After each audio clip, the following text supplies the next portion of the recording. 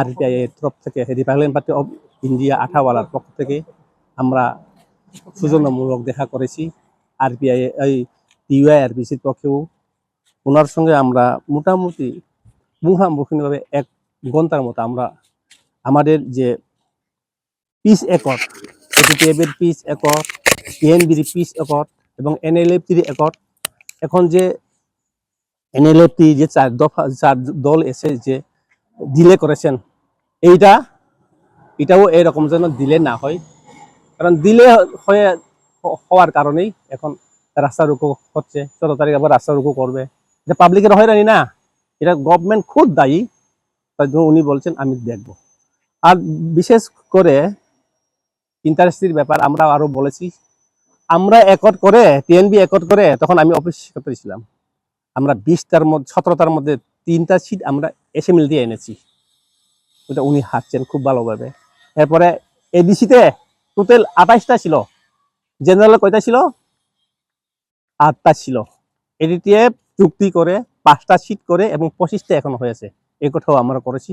কিন্তু এখন প্রাইম মিনিস্টারের চিঠি, অফিস থেকে চিঠি এসেছে, হোম মিনিস্টার থেকে চিঠি এসেছে, এসেছে, কিন্তু স্টেট গভর্নমেন্ট এখনো করছে না। তার জন্যই আমরা রাজ্যপালের কাছে আমরা দ্বারস্থ হয়েছি এবং ত্রিপুরার মুখ্যমন্ত্রীকে আমরা অনুরোধ করছি, আমাদের এই ডিলেমি চলবে না। বিশেষ করে আমি অনুরোধ করছি, এখন যে ট্রাইবেল ওয়েলফেয়ার অফিসে আমাদের যে ডাইরেক্টর বসে আছেন, আমরা 2004 থেকে আমরা director, tribal welfare director, secretary, chief সেক্রেটারির সঙ্গে আমরা অনেক মিটিং করেছি, কিন্তু এখন যে ডাইরেক্টর উনি আমাদের জন্য কিছু কাজ করছে না, উনি সব ডিলে করছে। ওনার কারণেই যে 250 কোটি টাকা যে এখন এনএলএফটি এখন যে 4 দল এসেছে, ওনার কারণে এরকম হচ্ছে। তার জন্যই আমরা আমাদের আরপিআই প্রপ থেকে এবং টিওআইআরপিসি থেকে আমরা ডিমান্ড করেছি, ডাইরেক্টর কাছে ট্রাইবেল ডাইরেক্টর একজন দিতে হবে। আগে খুব সুন্দর ছিল, কারণ এখন রাস্তা বারবার রুকু হচ্ছে, ট্রাইবেল ওয়েলফেয়ার ডাইরেক্টরের কারণে এরকম হচ্ছে।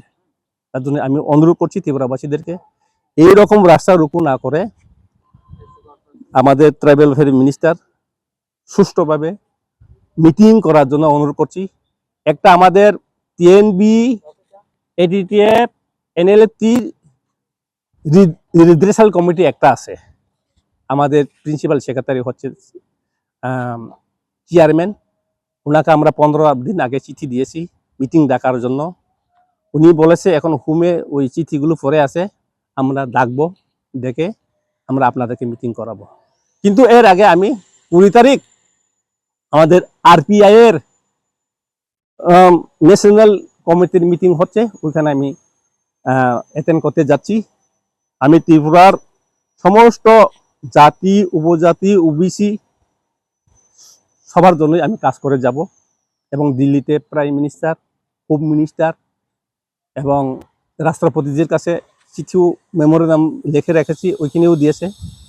ওইখানে আমি বিশেষ করে একজন পুলিশ ডিজি এভাবে ফাঁসি খেয়ে মরতে পারে না, ওনার পিছনে কিছু না কিছু কারণ রয়েছে।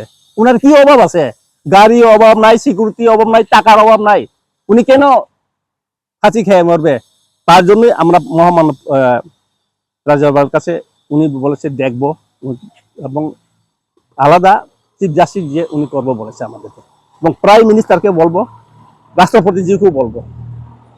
এই বলে আমি সবাইকে ধন্যবাদ দিয়ে আমি আমার এই সংক্ষিপ্ত, আমাদের বিশেষ দাবি হচ্ছে introduction of inner line permit. এটা দাবি নয়, এটা একট ইমপ্লিমেন্ট করতে হবে। এটা এডিটিএফ এবং ত্রিপুরা গভর্নমেন্টের মধ্যে একট আছে, এটা কোনো বেশি নাই, সব এক, সব ভালো। ইন্ট্রোডাকশন অফ ইন্ডাস্ট্রি ডেভেলপমেন্ট এডিসিতে, এটাও তো ইম্পর্টেন্ট। পুলিশ ফোর্স 2000-3000 নেওয়ার কথা ছিল, কিন্তু রাজ্য সরকার ওইটা পাস করে নাই, অ্যাপ্রুভ দেয় নাই, অনুমোদন দেয় নাই, তার জন্য এডিসি নিতে পারে না। শুধু এটাই নয়, বিশেষ করে কি বলবো, 125 অ্যামেন্ডমেন্ট আমাদের এই রাজ্য সরকার বিপ্লব দেবের আমলে পাস করে দিয়েছে, দিল্লিতে এখনো পাস হয় নাই।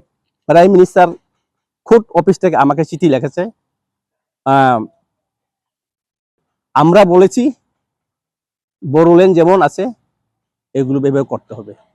তার জন্যই আমি ত্রিপুরাবাসীর কাছে এই অনুরোধ করছি, ত্রিপুরা রাজ্যের যে এখন মারামারি পিটাপিটি যে রাজনীতি চলছে ওইগুলোকে বন্ধ করুন। আমরা শান্তি চাই, শান্তিভাবে বাস করতে চাই। এখন যতগুলো ইমপ্লিমেন্ট হচ্ছে না সেটার জন্য দায়ীকে ত্রিপুরা গভর্নমেন্ট, ইন্ডিয়া গভর্নমেন্ট। এখন যে ফুড পার্টি এখন যে ইমপ্লিমেন্ট হচ্ছে না 250 কোটি টাকার ডেভেলপমেন্ট, এইগুলো গভর্নমেন্টের এইসব তাল বাহানার কারণে এরকম দেরি হচ্ছে। আমি ঘৃণা করছি, কারণ এখানে আমরা দেখেছি যে সময়ে যে রাজনৈতিক দল চলছে না ওইগুলো ইন্টারেস্ট নিচ্ছে না। তার জন্যই এখন আমি ত্রিপুরাবাসীর কাছে আমি করছি, খুব ট্রাভেল ওয়েলফেয়ার মিনিস্টার আমাদের রিটার্নিস বানাতে হবে। আর আমাদের সিএম যদি আমাদের মধ্যে হয় তাহলে এইগুলো বেশি দিন ধরে হবে না। তার জন্যই আমরা এখন পলিটিক্যাল ভাবেও আমরা লড়াই করতে যাচ্ছি। আমরা ত্রিপুরার এসটি এবং আমাদের মধ্যে যদি সিএম হয় এই সমস্যাগুলো আর হবে না। ত্রিপুরার বাজেট প্রায় 39,000 কোটি, এইখানে যদি 200 কোটি 300 কোটি আমাদের রিটার্নিসের জন্য যে কোনো কিছু ডেভেলপমেন্ট দেওয়া দেয়, ওইখানে কি এই 250 কোটি কি?